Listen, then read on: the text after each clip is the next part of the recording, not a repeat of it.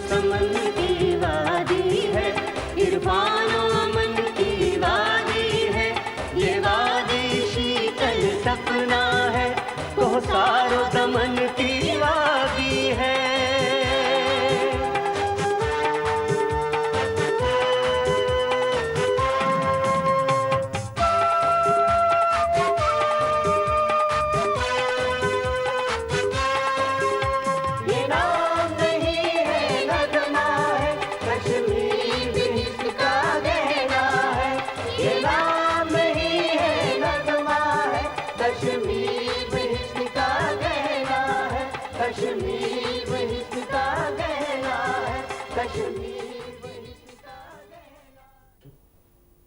मेरी हज़ारों साल की ज़िंदगी की तरह मेरी कहानी भी बहुत लंबी है। इस दास्तान को अगर सुनाना चाहूँ तो कई सदियाँ दरकार होंगी। तो फिर क्यों ना पिछली सदियों को छोड़ते हुए इस सदी की कहानी पेश करूँ।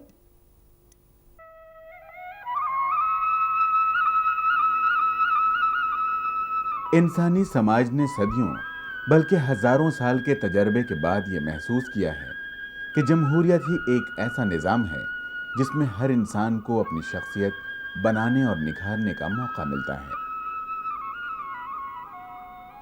लेकिन सच्ची जमहूरियत की कामयाबी उस समाज में होती है जिसका मिजाज भी जमहूरी होता है।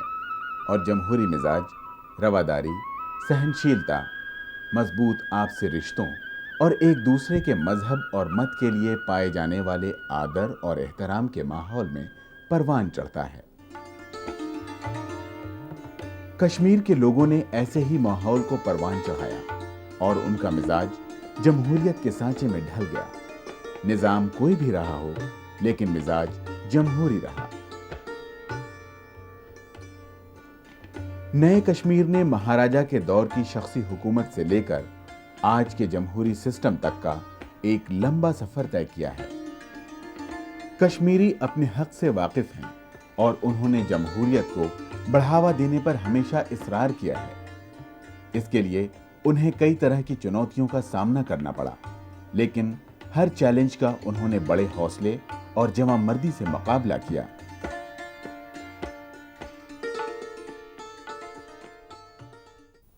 मैं शख्सी हुकूमत की जंजीरों से आज़ाद हुई। अपने बच्चों को आज़ादी की फ़िज़ा में सांस लेते देखकर मैंने भी इस लज्जत को महसूस किया। जुल्म और अत्याचार के बादल अभी छटे ही थे कि मैं एक बार फिर अपने इतिहास के एक डरावने दौर में आ गई। ऐसी दरिंदगी आई कि शैतान भी शर्मा गया। हमलावर कोई और नहीं, हमारा एक ऐसा पड़ोसी था जो कल तक हमारा ही एक हिस्सा था। इसे कबायली हमले का नाम दिया गया, लेकिन ये सरहद पार के उन हुक्मरानों का सिहा कारनामा था जिन्हें सिर्फ खून की प्यास है।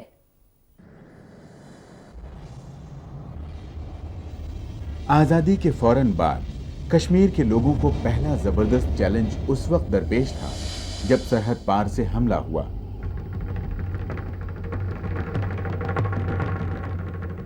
उसे कबायली हमले का नाम दिया गया। कश्मीर पर हमला करने वाले वो लुटेरे थे जिन्होंने कश्मीरी शिनाख्त और उसके वजूद को मिटाना चाहा था। लूट मार का ऐसा बाजार गर्म हुआ कि मासूम और निहत्थे कश्मीरी हक्का बक्का रह गए। माओं, बहनों और बेटियों की आबरू लूटी गई। चिनारों की कतारें लहूलुहान हो गईं।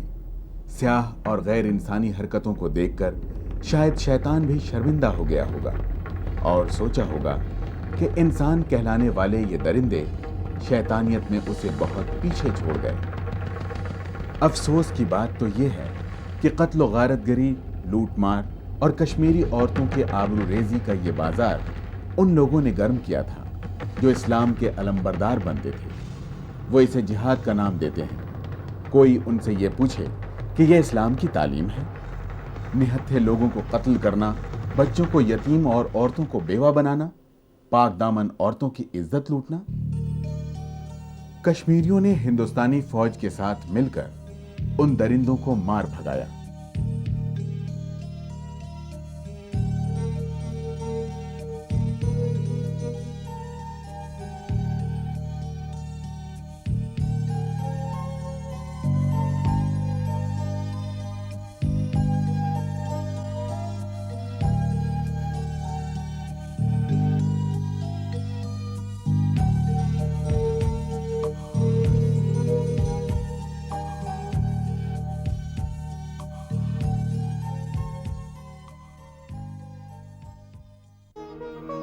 आजादी के बाद तामीर और तरक्की का एक नया दौर शुरू हुआ, कश्मीर में और पूरे हिंदुस्तान में। हिंदुस्तान के साथ बाकायदा इल्हाक हो जाने के बाद कश्मीर का एक नया सफर शुरू हुआ। एक तरफ जमहूरियत का कारवां नई मंजिलों की तरफ रवाना हुआ, तो दूसरी तरफ तरक्की के एक नए दौर ने अंगड़ाई ली। जमहूरियत असली शक्ल और नई आन बान के साथ राइज हुई। कश्मीर के आवाम अपनी मर्जी से अपने नुमाइंदे चुनने लगे और इन नुमाइंदों की हुकूमत बनने लगी। यानी मुल्क की दूसरी रियासतों के आवाम की तरह कश्मीरी आवाम भी अपनी हुकूमत अपनी पसंद की बनाने लगी।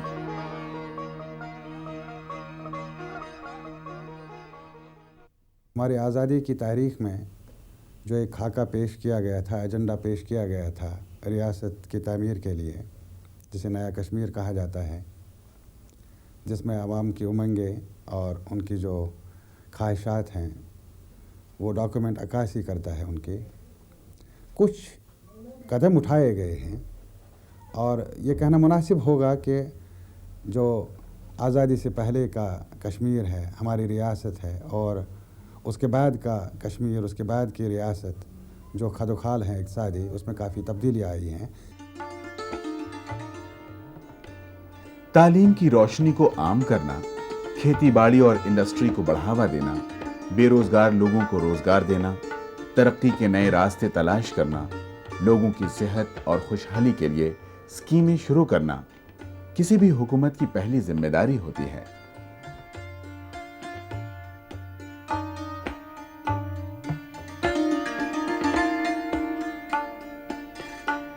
आजादी के बाद तरक्की के नए दरवाजे खोले गए, चाहे टूरिज्म का शोबा हो या बागबानी का, तालीम का महाज हो या सेहत का, पुलों, सड़कों और मकानात की तामीर का मामला हो या दस्तकारी का।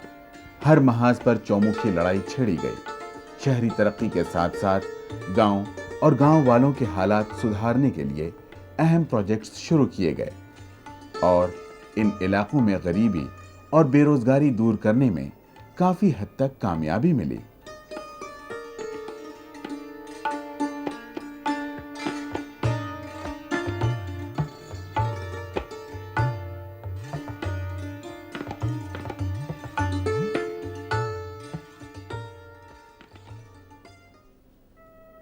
कश्मीर की इस हौसला अफजा तस्वीर को देखकर कहा जा सकता है कि तरक्की का ये अमल धीरे धीरे इनकलाबी तब्दीली का कारण बना। देख रफ्तारे इनकलाब फिराक कितनी आहिस्ता और कितनी तेज।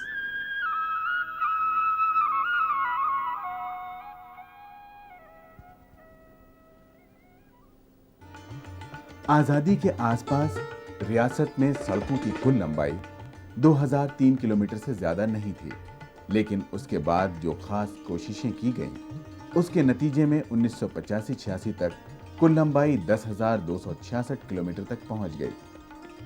लेकिन बात यहीं खत्म नहीं होती। सड़कों की तामीर का सिलसिला जारी रहा और 1989-90 तक लंबाई 10,992 किलोमीटर और 1992-93 तक 12,252 किलोमीटर तक पहुंच गई।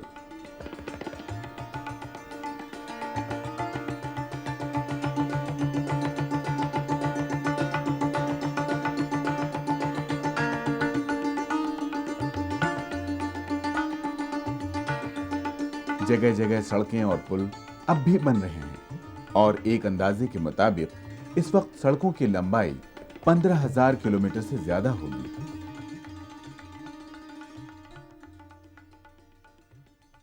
हमारी जम्मू कश्मीर रियासत जो है جس کے 3 حصے ہیں، 3 اکائیاں ہیں، جموں ریجن، سری نگر اور اس کے بعد لیہ۔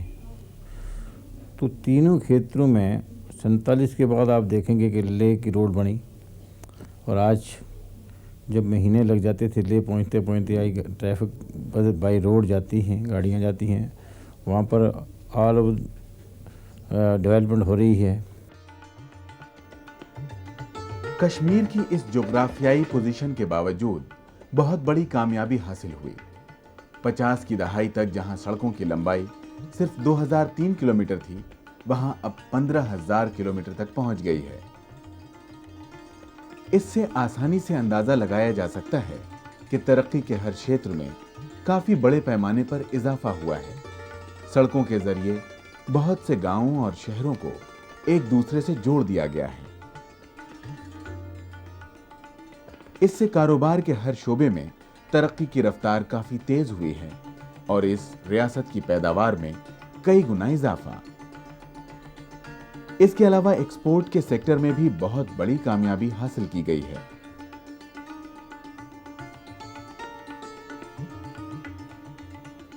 جن علاقوں سے یہ سڑکیں گزرتی ہیں ان پر جگہ جگہ پل بنانا بھی ضروری تھا۔ پلوں کی تعداد پہلے کے مقابلے بہت زیادہ ہو گئی ہے۔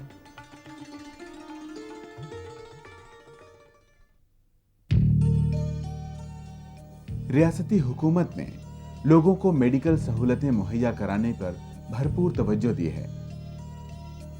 ان خاص کوششوں کے نتیجے میں ریاست میں 4,000 کے قریب مختلف طرح کے انسٹیٹیوشنز قائم کیے جا چکے ہیں۔ ان اداروں میں اس طرح کی سہولتیں موجود ہیں جن سے زیادہ لوگ فائدہ اٹھا سکیں۔ نئی سرکاری ڈسپنسریز اور پرائمری ہیلتھ سینٹر قائم کرنے کے ساتھ ساتھ اس بات پر خاص زور دیا جا رہا ہے کہ موجودہ انسٹیٹیوشنز اور ہیلتھ سینٹرز میں بنیادی ڈھانچے کی سہولتیں بڑھائی جائیں تاکہ موذی بیماریوں کا علاج عام آدمیوں کی پہنچ سے باہر نہ رہے۔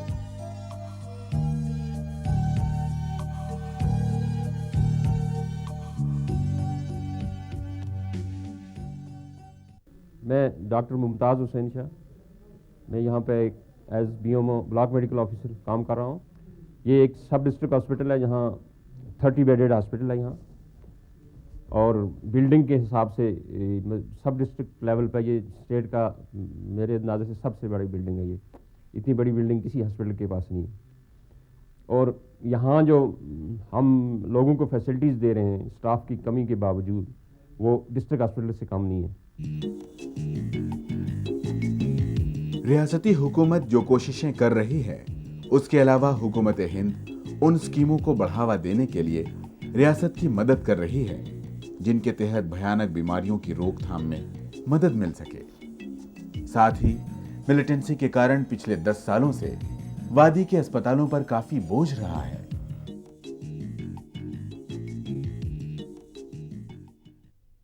آج بھی دیکھا ہوگا کہ ملٹن ریلیٹڈ یہاں بہت سارے لوگ ایڈمٹ ہیں، جن کے لیے ہمیں ایک بیڈ میں آپ نے دیکھا ہوگا کہ 2 آدمی ہم نے لٹائے ہوئے ہیں۔ تو اس وجہ سے ہاسپٹل پہ لوڈ جو ہے وہ زیادہ ہے۔ ہم نے ایڈیشنل سپلائیز، ایڈیشنل فیسلٹیز کچھ پروکیور کی ہیں، اور کچھ ایکسپیکٹ کر رہے ہیں کہ ہمیں ہائر اتھارٹیز یہاں فیسلٹیز پرووائڈ کریں گے۔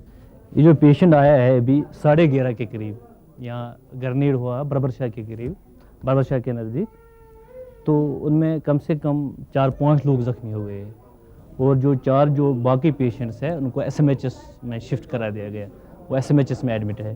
اس وقت جو یہ پیشنٹ ہے اس کا نام کیا نام ہے آپ کا؟ مشتاق احمد۔ آپ کیا کر رہے تھے جب یہ گرنیڈ ہوا؟ ہم تو وہاں بالکل کھڑے تھے۔ اب تو ایسے ہی کھڑے تھے۔ تو اگر کوئی پرابلم اس کو ہیڈی میں لگی ہوئی ہے تو we have that facilities available in our hospital, we can operate them, we have adequate this facilities here. تو it depends on the patient. If you have other serious injury associated with the abdomen or with the chest or with the head, so we shift them to the SMHS or to Sura Institute for the necessary, for further necessary. But the only problem with our hospital is there is staff is not sufficient. We have less staff here, and because of that we are feeling a lot of problems here. And only because of the inadequacy of the staff. Otherwise we manage them properly and we do whatever we have to do here. We provide them every facility, every medicine, everything they are provided free. There is no cost. Primary education کو عام کرنے کے لیے ریاستی حکومت نے جو قدم اٹھایا ہے اس میں وہ دوسری ریاستوں سے آگے ہے۔ ملک کے دوسرے حصوں میں جہاں ہر 2 کلومیٹر کی دوری پر ایک پرائمری اسکول کھولنے کی گنجائش ہے، وہاں جموں و کشمیر میں ہر 1 کلومیٹر پر ایک پرائمری اسکول قائم کیا گیا ہے۔ اس طرح پوری ریاست کے اس کونے سے اس کونے تک اسکولوں کا ایک جال سا بچھا ہوا ہے۔ ان اسکولوں میں بچوں کی تعداد بھی لگاتار بڑھ رہی ہے۔ 1994-95 میں سرکار نے 1114 پرائمری اسکول بلڈنگز بنانے کا منصوبہ بنایا تھا۔ پہلی سے تیسری کلاس کے بچوں کو یونیفارم مفت دیا جاتا ہے۔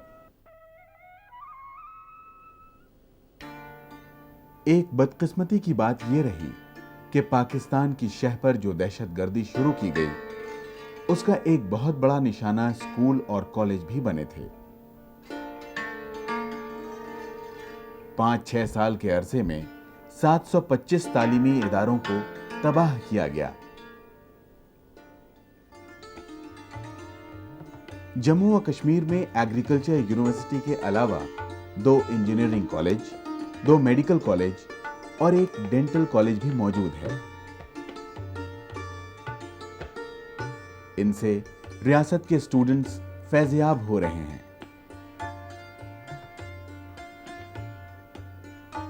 پیشے ورانہ تعلیم کے لیے حکومت نے 37 ITI اور 4 پالی ٹیکنک قائم کیے ہیں۔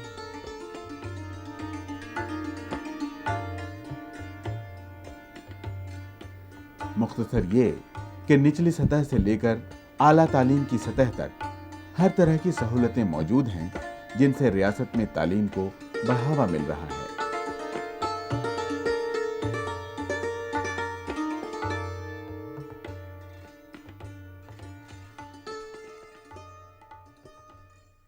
اب ہم نے 4 سال کے بچوں کو ایڈمیشن کے لیے فیصلہ کیا ہے کہ 4 سال کا بچہ اسکول میں جائے گا۔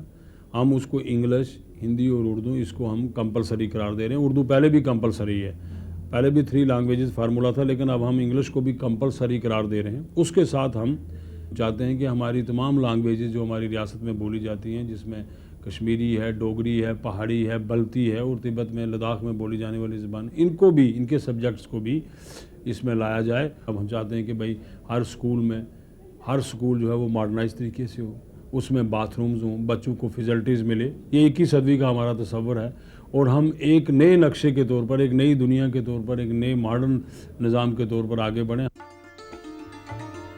سیاحت یا ٹورزم کشمیر کی ایک خاص صنعت رہی ہے، جیسا کہ ہم صدیوں سے سنتے اور دیکھتے آئے ہیں کہ جنت کے اس نمونے کے حسن سے لطف اندوز ہونے کے لیے ہزاروں کی تعداد میں سیلانی ہر سال یہاں آتے رہے ہیں۔ قدرتی طور پر یہاں کے لوگوں کی ایک بڑی تعداد اس انڈسٹری سے جڑی رہی ہے اور کسی نہ کسی شکل میں اس سے اپنی روزی روٹی حاصل کرتی رہی ہے۔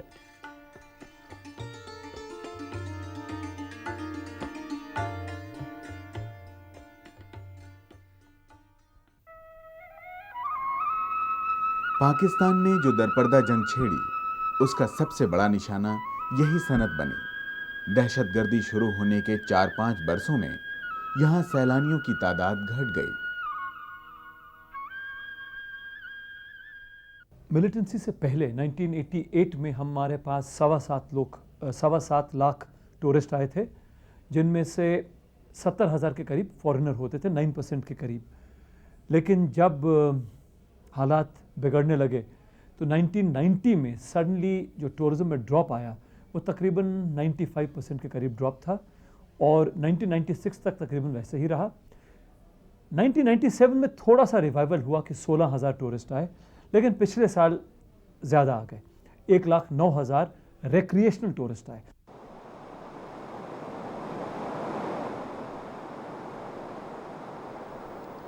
آج وادی کی رونق پھر سے لوٹ آئی ہے اور سیلانی ایک بار پھر بڑی تعداد میں یہاں آنے لگے ہیں۔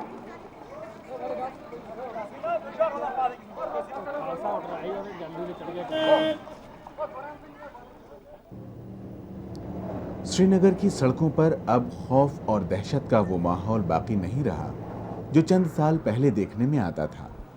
اس کا صحرا جہاں حکومت اور فورسز کے سر جاتا ہے، वहीं यहाँ के आवाम की खिदमत भी कुछ कम नहीं, जिन्होंने बहादुरी और जवां मर्दी से दहशतगर्दों का मुकाबला किया।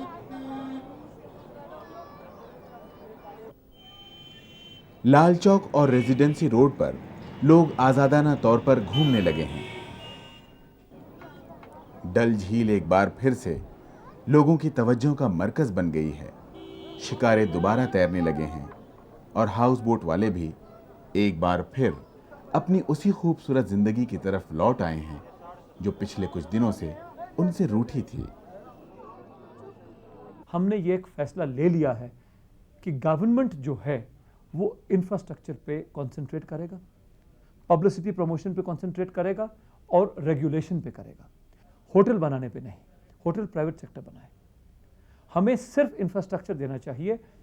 शिकारे प्राइवेट सेक्टर चलाए, हाउस बोट प्राइवेट सेक्टर चलाए, बसें हमें नहीं चलानी चाहिए, प्राइवेट सेक्टर को चलानी चाहिए, टैक्सियां प्राइवेट सेक्टर को चलानी चाहिए। हमें सरकार को इन 3 चीज़ों पे महदूद रहना चाहिए।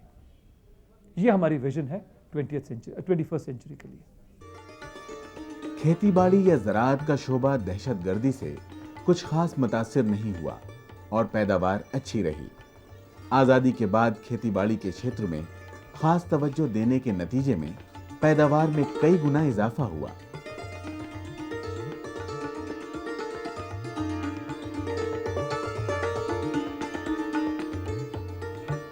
कश्मीर की खास ज़रई पैदावार में धान, मक्का और गेहूं शामिल हैं।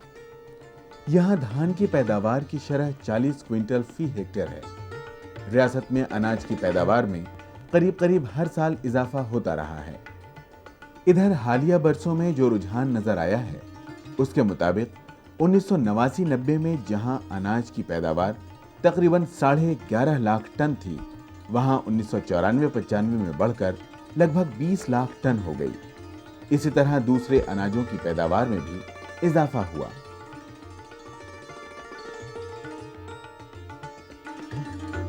ज़ाफ़रान और जीरे की पैदावार भी बढ़ी।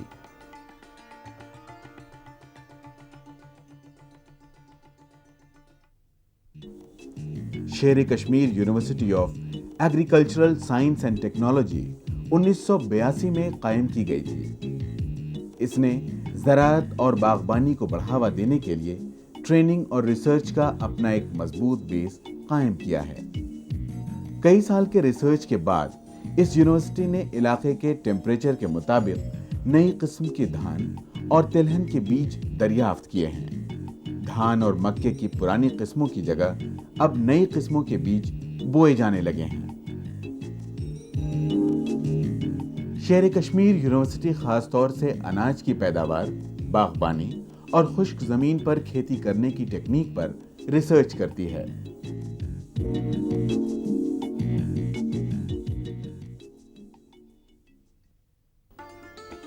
बागबानी का सेक्टर फल उगाने वाले कम से कम 5 लाख परिवारों का सहारा बनता है और बराह रास्त या बिलवास्ता, डायरेक्ट या इनडायरेक्ट 25 लाख लोगों को हर साल रोजगार मुहैया कराता है। अच्छे किस्म के सेब की पैदावार को बढ़ावा देने के साथ साथ हालिया बरसों में सरकार ने मेवे या ड्राई फ्रूट की पैदावार बढ़ाने में खास दिलचस्पी ली है।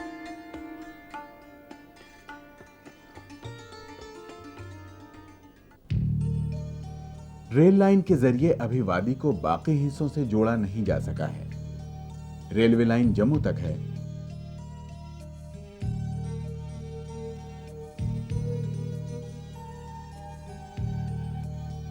इसलिए रियासत को रोड ट्रांसपोर्ट पर ही भरोसा करना पड़ता है।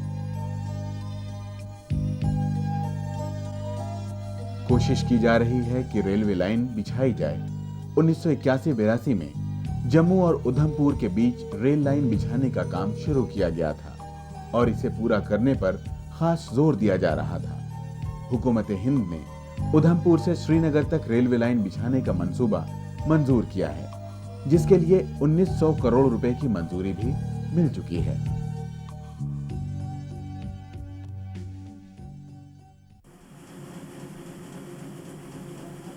प्रेस हिंदुस्तान में पूरी आज़ादी के साथ अपनी बात कहता रहा है। जम्मू और कश्मीर के अखबार भी इन आज़ादियों का पूरा फायदा उठाते रहे हैं। दहशत गर्दी के शबाब के ज़माने में बाज़ अखबार वालों को भी दहशत गर्दी का निशाना बनना पड़ा। कुछ अखबारों को बंदूक के जोर पर बंद भी करा दिया गया।